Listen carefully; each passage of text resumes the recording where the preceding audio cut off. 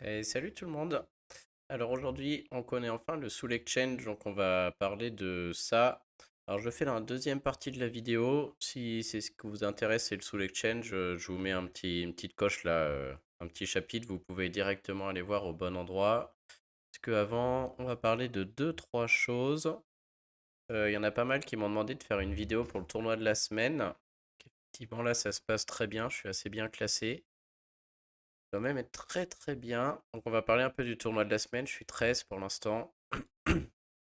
Et vite fait du héros qui est dans le portail. Alors je suis deg. J'ai fait toute une vidéo aujourd'hui, plus d'une heure. J'étais motivé. J'ai filmé toutes les attaques. Je m'étais dit, allez, je fais ça. Il y avait des super beaux combats.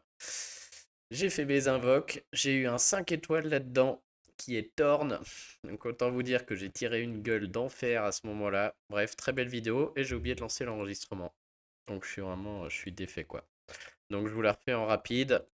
D'abord, il y a Subaris qui a fait sa dernière vidéo, donc n'hésitez pas à aller la voir si vous avez envie, mais à mettre un petit commentaire. Ça fait toujours plaisir, ça lui fera plaisir, c'est sûr. Et puis voilà, il a énormément contribué au jeu. Il a fait des analyses de deck, des analyses de héros. Il y a passé un temps fou, donc voilà. Si le corps vous en dit, allez lui mettre un petit commentaire, un pouce. C'est con, mais ça fait plaisir, c'est comme ça, quoi. Alors le tournoi de la semaine. Euh, Hop.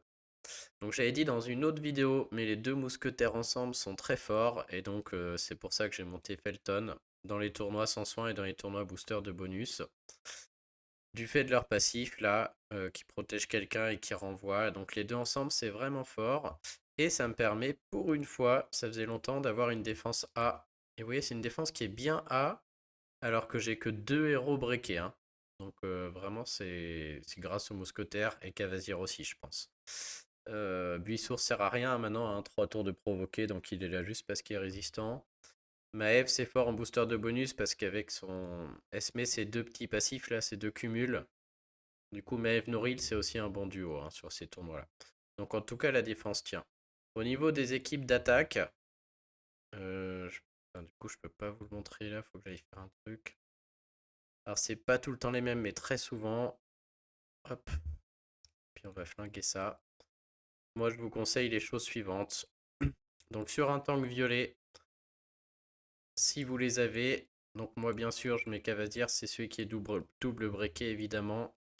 Le ninja, qui permet de déclencher en site huile, de passer outre les dawns, notamment là, et le petit ninja. Ça, c'est mon trio incontournable en jaune. Et surtout, on a Felton qui est extrêmement fort sur ce tournoi, puisque du coup, il va piquer tous les bonus de l'adversaire. Donc, contre tank violet, il faut jouer ça. Felton est très bien contre les basiles, contre les phases, tout ce genre de choses qui met beaucoup de bonus. Il va tout piquer, hein. Si vous déclenchez avant phase, il pique tous les trucs de phase. Donc, il est incontournable. À côté de ça, je vous conseille vivement de jouer tout le temps Virgile en solo. Extrêmement bon.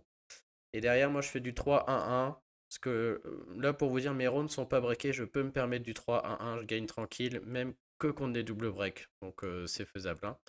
J'ai soit Dolgun, soit Roxia, selon ce qui est en face. Dolgun apporte de la défense à tout le monde et apporte beaucoup de bonus. Donc, ça permet d'avoir des tuiles très fortes. Roxia, c'est un peu différent. S'il y a vraiment un héros qui vous gêne en face, ça peut le faire. Elle peut aussi, avec son gain de mana, faire déclencher Felton plus rapidement en 7. Donc les deux sont bien. Donc ça, c'est la base contre tank violet. Contre tank jaune, c'est assez rare tank jaune, mais c'est pas rare que je garde cette même base. Sinon, un peu moins fort, mais Virgile incontournable.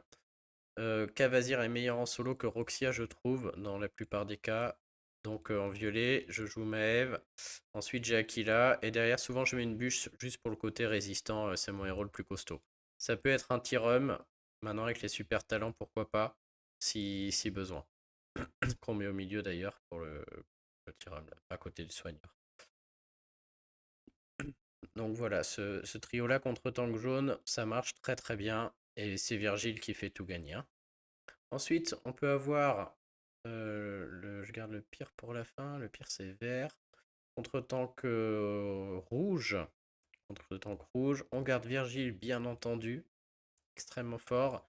Derrière, personnellement, c'est le mousquetaire plancher là qui va être très très bien si vous l'avez.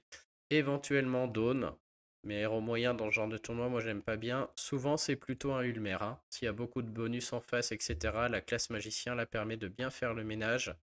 Et derrière, en autre héros solo, c'est à nouveau soit Dolgun, soit Rokia. En général, sur ce genre de choses, c'est plutôt Dolgun et j'essaie de tuer avec les tuiles et ça rend planchette très très fort là, un double bonus. Mais bon, ça dépend des circonstances. Donc ça, contre tank rouge. Contre tank bleu, du coup, c'est tout droit. C'est Dolgun avec Roxia, ça c'est évident. Vous gardez Cavazir en solo, bien évidemment. Elle est où Roxia? La base, Dolgun Roxia en 6 tuiles, on a déjà un très bon combo. Il y en a un qui est condamné à mort. Et souvent, je mets Zarola. Vous pouvez aussi mettre celle des masques 3 étoiles qui est encore plus forte que Zarola si vous l'avez. Mais sinon, Zarola, c'est du costaud, hein. Si vous n'avez pas tout ça, la Bane peut peut-être faire l'affaire, mais ce sera moins impactant, clairement. Et à côté de ça, évidemment, Cavazir Virgile, hein.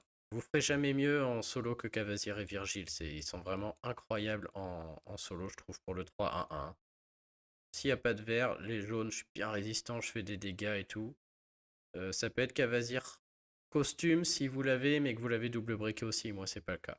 Et Virgile est juste incroyable. Et tank rouge, on est embêté, puisqu'on n'a pas vraiment de bons héros rouges, je trouve. En rapide, jouer Rudolph, c'est trop faible. Il y a Dante, mais il sert à rien en 6 tuiles, c'est pas assez fort. Il y en a un qui est très bien, mais je pense qu'il en faut 2 exemplaires si vous voulez le mettre. Il est tout là-haut chez moi, je crois. C'est le petit rouge qui est là, Bagreg. Celui-là, si vous en avez 2, pourquoi pas? Vous mettez 2 Bagreg, et éventuellement, soit un magicien saison 1, là, comment il s'appelle? Jean Anguirre, dans son costume, soit un Rudolph ou un Okun, un soigneur, je sais pas trop, mais bon. En général, je suis pas fan. Et sur Vertank, c'est pas rare que soit je parte comme ça, mais souvent, si vous avez les mêmes jaunes que moi, le jaune sera plus fort. Vertank, souvent, c'est phase. Et dans ce cas-là, on veut mettre Felton qui va tout piquer à phase et vous avez des chances de déclencher en rapide avant. Et donc souvent, je joue Roxia avec, puisque si Roxia déclenche, elle peut faire en sorte que Felton déclenche plus vite. Si jamais vous entrez dans un espèce de combat où vous n'avez pas trouvé vos tuiles et que phase commence à déclencher et que vous êtes parti comme ça, vous êtes un peu embêté parce que Dolgun donne beaucoup de boosters de bonus, on peut tuer phase avec du jaune. Là, c'est plus le cas. Si phase déclenche avant tout le monde, il va mettre les bonus, il va gagner du soin, etc. Dans ce cas-là, votre autre option, c'est d'aller chercher la x2 de Roxia. Et c'est possible parce qu'on s'en fout de jouer sur phase, on a du temps. Et avec les critiques, les tuiles jaunes peuvent faire le taf. Mais c'est voilà, c'est peut-être une des conditions qui fait qu'on peut perdre.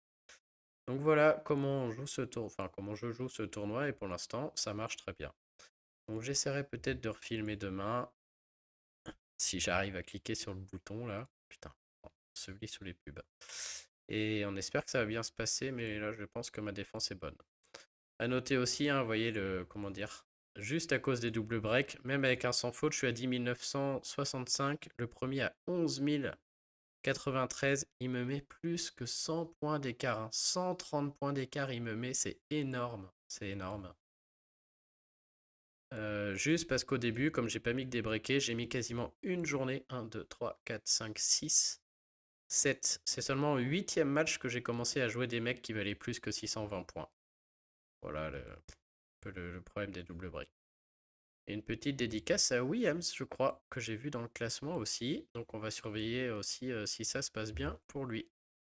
Voilà, j'espère que ça aidera ceux qui m'aient demandé sur Line. Si je peux, je filme demain, mais essayer ces équipes. Ouais, Williams qui est là. Il est pas mal. Si je peux demain, j'essaierai de filmer, mais je promets rien. Ensuite, ouais, comme j'ai dit, je rejoindrai bien une alliance, hein, mais regardez le, voilà. Ma GDA par exemple. GDA Rué. J'ai encore oublié de changer mes équipes. En plus, j'ai mis Grand Plus costume de. J'avais joué pour la tour magie en automatique. J'ai oublié de le changer. Donc, en plus, à 4,90, il est pas là. J'ai oublié de changer toute l'équipe. Donc, je pense que je suis pas prêt encore, hein. Et le mec arrive à se planter pour le moment. Donc, bon. Et pour info, ceux qui m'ont demandé, l'autre GDA s'est bien passé. J'ai fini à 9000 et en face, il a fini à 6000. Donc, on essaiera de faire pareil sur celle-ci. Mais il a bien mal parti lui en face quand même. S'il se plante sur cette équipe, il, il est mal.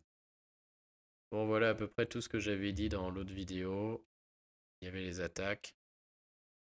J'ai fait mes invoques, j'ai eu Thorn. Il n'y a pas le super 4 étoiles là qu'on attendait, donc en plus j'ai hésité un peu. Et le nouveau héros est Gellert, donc encore une puissance de ouf, hein, 950 alors que les autres sont à 930 le mois dernier. Il est pas si fort, il esquive, c'est un mini Rougian. En rapide, il vole 10% de mana à la cible, puis il fait 430 de dégâts à la cible, et si elle a pas beaucoup de mana, ça peut monter à 570. Et tous les alliés reçoivent 25% de génération de mana. Je pense lui compris, je sais pas trop. En tout cas, la deuxième CS va aussi déclencher en rapide, vu qu'il a volé 10% de mana, et il fait pareil, sauf qu'il vole 20 cette fois, puis il fait plus de dégâts, 500 et 670 et 30 générations de mana. Donc je pense qu'il est très bien, bien entendu, rien que de la puissance de la classe voyou. C'est un sniper vert. Par contre, Rougian est 10 fois mieux. Hein. Rougian vole 50% de mana et surtout il les distribue à tout le monde, ce qui fait que les autres peuvent déclencher.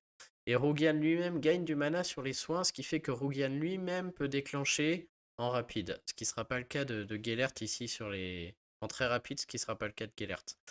Donc c'est un espèce de Rougian, c'est pas très original, mais Rougian est bien meilleur. Hein. Si vous avez les deux, même la différence de puissance, là, je trouve, ne compense pas. Je préfère largement Rougan, hein, sans problème.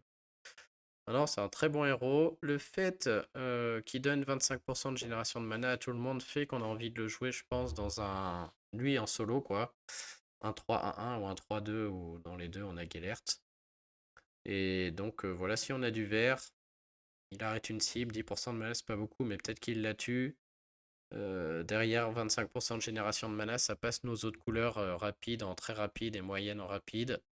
Et donc il peut être intéressant, hein, ça peut être très sympa, plus les passifs, etc.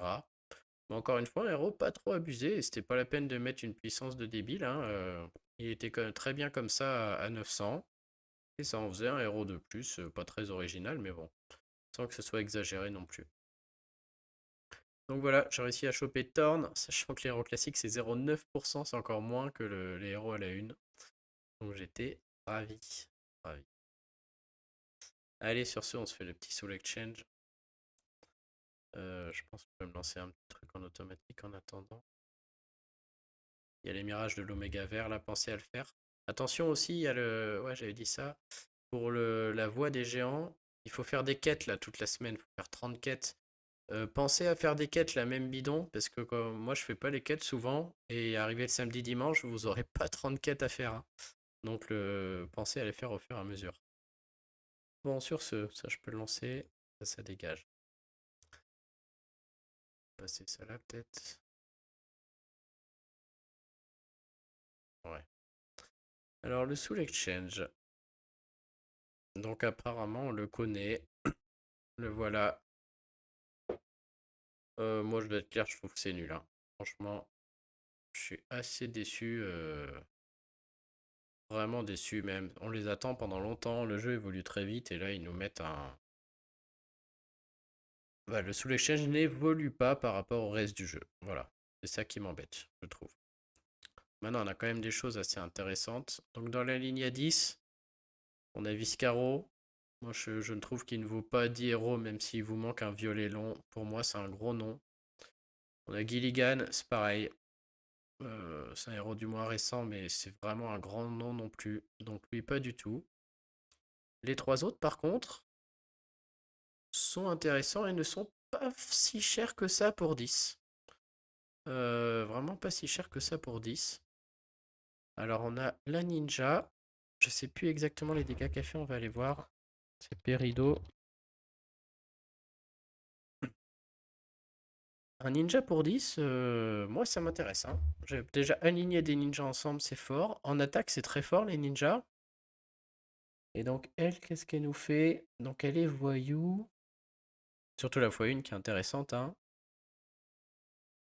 Qui peut arriver du coup en 5 tuiles.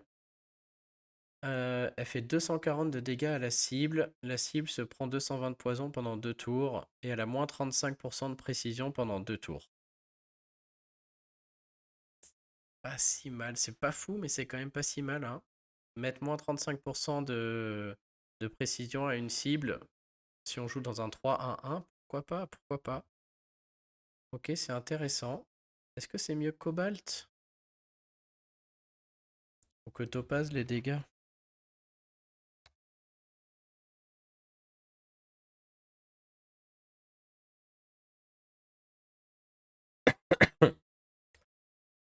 Ah oui, je me dis, Topaz, elle a 310 de dégâts à la cible. Je me disais 200, ça me paraît pas beaucoup, hein. 240, même avec le poison en plus. Maintenant, avec tous les points de vie qu'ils ont, c'est pas énorme. C'est pour ça qu'ils l'ont mis à 10. Et la x2, 280 sur 3. 280 sur 3 en 7-8 tuiles. Non, un peu plus, en 8 ou 9, je crois. Peut-être même 9, obligatoire, hein. La cible les ennemis en 438 de dégâts de poison pendant 3 tours et moins 40 de précision. Ok, effectivement, peut-être qu'elle vaut 10. Bon, elle n'est pas incroyable. Elle fait pas assez de dégâts sur la x1, je trouve, pour que je la trouve intéressante.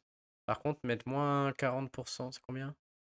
Moins 35% de précision pour 2 tours à un ennemi en face en 6 tuiles, ça, je trouve ça très fort, hein. On le met sur Khufu, un Khufu qui rate, ça s'arrête, hein. Et du coup, ça fait rien, quoi. Donc, il y a un petit côté aléatoire que moi, j'aime pas, mais dans beaucoup de decks, je pense que bien utilisée, elle peut faire des merveilles. Et sur beaucoup de decks, à 10, ça se réfléchit. Si j'avais économisé longtemps 10, que je suis free to play, ouais, là, tout de suite, elle me fait de l'œil. Donc ça, je pense que c'est une très bonne nouvelle, celle-ci. Celle-ci pour 10. Autre bonne nouvelle, c'est le rouge pour 10 là. Alors lui, j'ai déjà commenté dans la vidéo d'avant, c'est celui qui empêche de ressusciter, il est moyen, donc en ruée, il est très très bien. Hors ruée, il peut servir sur certains decks, hein, on m'a mis en commentaire, je crois que c'est Brigitte qui m'a dit qu'elle en était très satisfaite. Et du coup, autant pour 15, bon, bof bof, pour 10, pourquoi pas. Donc c'est Crave Crush, je crois. Donc lui, ouais, effectivement, pour 10, c'est pas cher. Et donc je pense que celui-là, pour les gros joueurs comme moi, là, ou ceux qui jouent depuis longtemps, ils vont être dégoûtés de voir ce Soul Exchange là. Par contre, ceux qui économisent, là, ou les free-to-play, très bonne nouvelle parce qu'on a vraiment les deux là à 10. Moi, je trouve que c'est une bonne opération. En plus, vous jouez pas forcément les top héros en face, donc ouais, c'est pas mal. Et ensuite, on a Iris, qui est aussi un bon héros.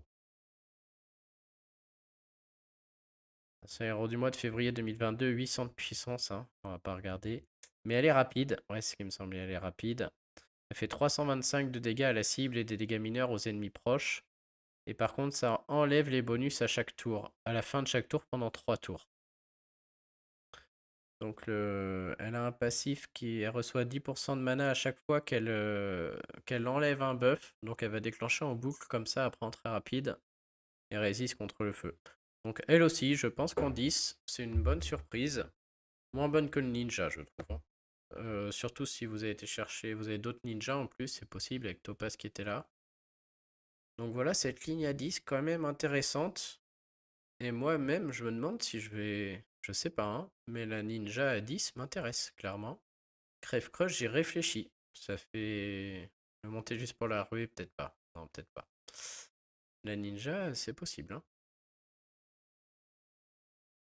Donc je retiens la ninja. Ensuite, dans la ligne à 15, donc on a la violette costume là, j'ai séchette costume, on l'avait commenté l'autre jour. Donc aussi un bon héros, puisqu'on a un héros, les dégâts sont pas fous sur une cible, mais on a un héros rapide qui enlève les bonus. Et ça c'est toujours fort. C'est toujours très fort. Même en ruée, enlever les bonus pour après taper tout le monde avec deux autres violets, c'est fort. Donc pour 15, c'est chat. Je pense que ça vaut le coup. Malheureusement, le jeu évolue tellement vite qu'on aurait espéré mieux, mais ça reste pas exagéré pour 15. On a Wolfgang. Lui, je suis moins fan, hein. Il faisait peur en défense pendant un temps. Maintenant, il y a beaucoup de contres, notamment avec les magiciens saison 1. Ça leur rend un peu nullos en défense. Et en attaque, ça reste un héros moyen. Moi, si vous allez chercher un Soul Exchange, si c'est pour la défense, je trouve qu'il ne fait plus l'affaire là. Si c'est pour l'attaque, allez chercher un héros rapide ou un ninja. Vous gagnerez beaucoup plus de raids, hein. La vitesse, c'est la clé maintenant. Donc, on peut dire qu'il est pas cher, mais moi je dis non. Comparé à Ludwig qui était à 15, franchement, bof, bof. Kongalash, par contre, sans visage, puisque pour les titans mythiques, il peut être incroyable, hein, en la jouant un peu à la Pengui comme ça. Et donc pour certains qui veulent le jouer en titan mythique, moi le premier, je peux l'envisager. Puis c'est un très très bon héros de ruée, très intéressant. Pour les plus téméraires, vous pouvez le jouer en attaque avec Brontès et le faire déclencher en 9 tuiles. Ça peut être très drôle aussi, hein. Donc voilà, il attaque, il est lent, il attaque 5 fois des cibles aléatoires, mais il est très fort, quoi. Il balance un boulet 5 fois, donc ça peut être quelque chose.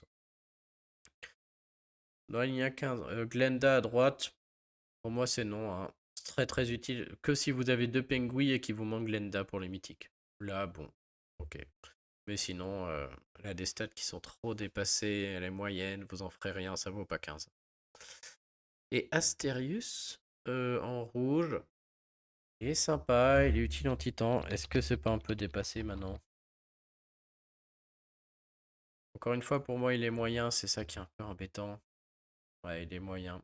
Il fait 235 de dégâts à la cible et aux ennemis proches. C'est pas non plus fou, même pas beaucoup.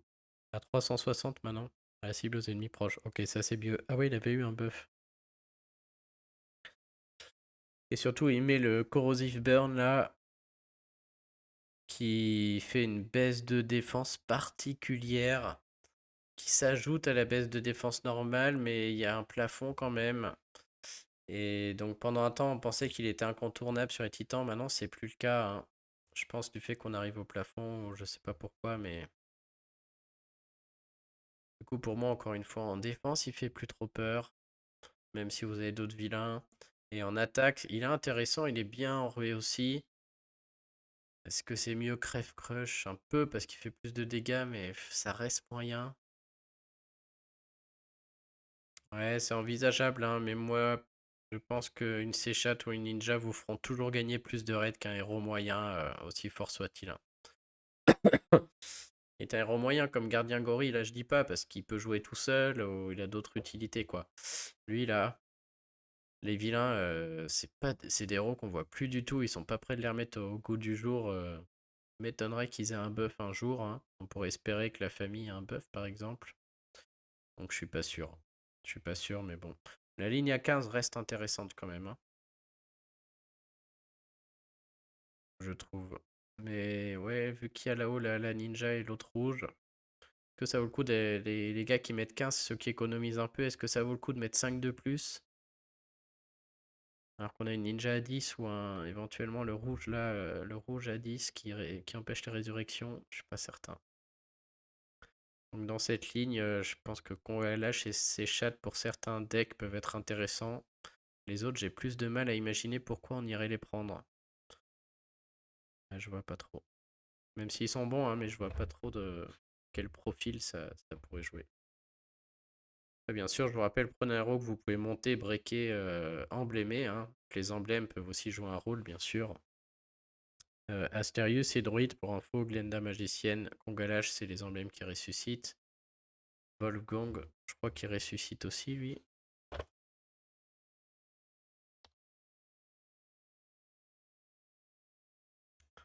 Il est paladin, non, il ressuscite aussi. Donc c'est les emblèmes, je sais plus comment on dit là. Fighter, combattant. Et alors ces chats, attention parce que il vous faut les emblèmes de la version normale, qui est Ranger, il me semble, ouais. Donc il vous faudra des emblèmes Ranger. La ninja là. D'ailleurs la ninja ça m'intéresse parce que je l'envisage quand même sérieusement. Elle est voyou. Et Crave Crush.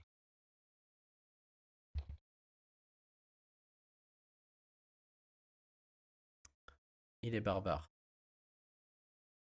Dommage qu'elle tape pas assez fort cette ninja, hein. Si elle tapait comme Topaz à 300, je pense que je la prenais direct. Là, du coup, je pense qu'elle tape pas assez, là. Plus je la vois, moins. Bon, après, la ligne à 20. Alors, on a Khonshu. Moi, je trouve qu'il vaut pas les 20. Qui est un héros très rapide, violet. Pour ceux que ça intéresse, on va aller regarder la classe de la saison 5. Ouais, il y a quand même des decks qui seront intéressés par Khonshu. C'est quoi les emblèmes? Il est barbare. Que ça joue en mythique, ça, je crois pas, Khonshu. Alors il est intéressant parce qu'il est très rapide, il tape très fort en très rapide. Et donc si vous avez une équipe de très rapide violet et qu'il vous manque quelqu'un là-dedans, pourquoi pas. Mais il y a quand même des chances que vous ayez Turgruk, qui était le héros du mois, qu'on monte mécaniquement, parce que pour les titans et titans mythiques, il est incontournable. Et du coup, si on a Turgruk, est-ce qu'on a envie de monter un Khonshu? Je suis pas certain. Et même Turgruk, je le vois dans une équipe de violet très rapide. Mais moi j'ai tout, hein. J'ai Victor, j'ai Anna, j'ai tout ça. Ah, Turgruk il sert à rien là-dedans, hein. Il sert à rien. Khonshu a le mérite par rapport à Turgruk de potentiellement baisser la génération de mana de tout le monde, il me semble. Et ça c'est fort. Ouais, c'est ça, il a 40% de chance quand il lance sa CS de mettre moins 24. Ça en très rapide, c'est très fort. Mais est-ce qu'on le monte juste pour ça? Je suis pas certain. En défense, il fait pas vraiment peur, même s'il déclenche quand même vite. Et donc, c'est un bon héros, c'est clair, mais est-ce qu'il a sa place dans la ligne à 20? Je suis pas certain. Linderbrock, s'il était dans sa version costume, ça aurait été, voilà, ça aurait été très très bien. Et vu comment ils font évoluer le jeu, ça aurait pas été déconnant, quoi, hein. Mais bon, on a Linderbrock version normale. Ça reste un très bon héros, très bon soigneur. Si vous avez Sif costume ou Sif, ça peut faire un excellent duo. On a une Linderbrock qui, du coup, fait un énorme soin comme ça en 9 tuiles, hein, puisqu'elle est lente, mais elle part avec un boost de mana. Donc, c'est un très bon soigneur. Donc, elle peut s'envisager. En ruée, elle est très forte. Elle a sa place en défense ruée, puisqu'elle enlève les bonus. Il me semble, hein.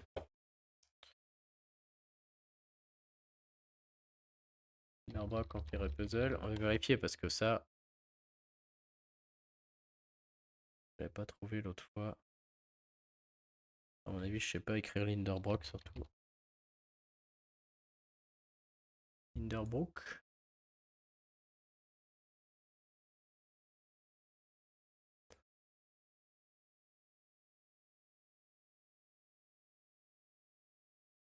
Gangalash, Prof Linderbrock.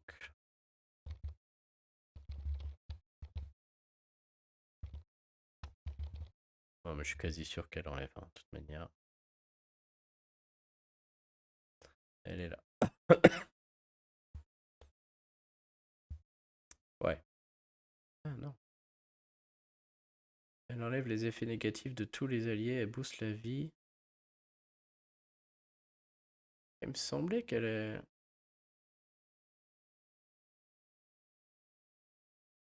Ah mince, je suis sur le cul du coup.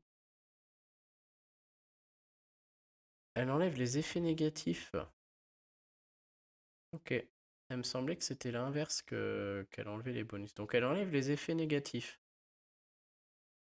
Ok, ça reste utile, mais moins que je le pensais du coup.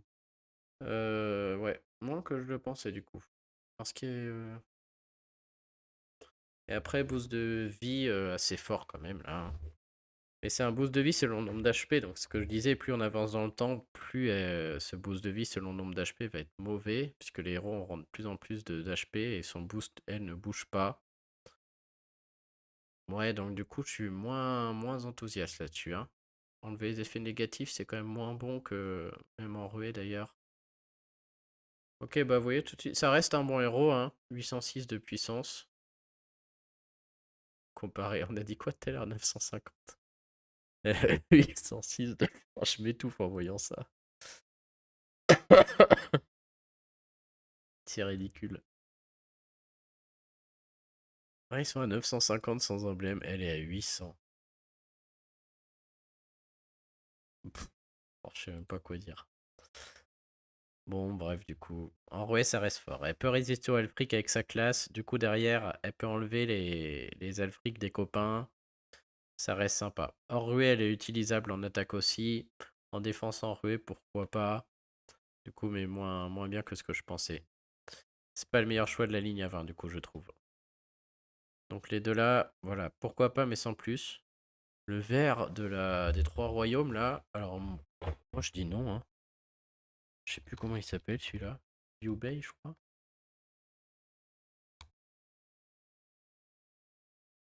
Je crois que lui il s'est perdu. Il s'est perdu dans la ligne à 20, on sait pas pourquoi. Peut-être que lui il a bénéficié d'un regain de puissance, parce qu'il est quand même pas si. Quand même assez récent. Peut-être qu'ils ont remonté les trois royaumes. Il est moyen. En moyen, il fait 340 de dégâts à la cible et aux ennemis proches. Puis il fait des sbires, mais c'est des mini sbires. C'est la porte ouverte aux Skadi, aux Ojima et compagnie, hein. Donc du coup, en défense, déjà, on l'oublie. Et après, il y a une contre-attaque, mais c'est les sbires qui donnent la contre-attaque. Ouais. Il a le bonus 3 royaumes qui fait qu'il peut déclencher plus vite si à chaque fois qu'il y a des sbires. Et en moyen comme ça, ouais, il est druide. Je vois pas trop, hein. En défense, ça fait vraiment pas peur. C'est vraiment nulos, hein. C'est pas nul en défense, mais bon, on a tellement d'anti-sbires maintenant. Ça veut dire qu'on éclate tout de suite le renvoi. Il fait 340 à cible aux ennemis proches, bof. Si vous avez une super équipe 3 royaumes qui met plein de sbires et où ils se font tous gagner du mana, pourquoi pas, mais même ça a été un peu nerf. Donc bon, ça marche plus si bien. Moi, je vois pas, je dis pas qu'il est mauvais, mais je vois pas dans quel monde il vaut 20 celui-là, hein. En attaque, pas mal, mais ça reste un héros moyen. Donc à moins que vous ayez des combos de fou avec des invoques de sbires qui le fassent déclencher en rapide, peut-être. Peut-être que la 340 sur 3 en rapide, là on a sûrement des combos intéressants. Intéressant, mais est-ce que ça vaut 20 franchement? Bof, hein. Paratopaz, non, non, hein. Moi je dis non. Donc après la Garou rouge, Winnerf, on l'avait déjà commenté l'autre fois. Je peux refaire rapidement, mais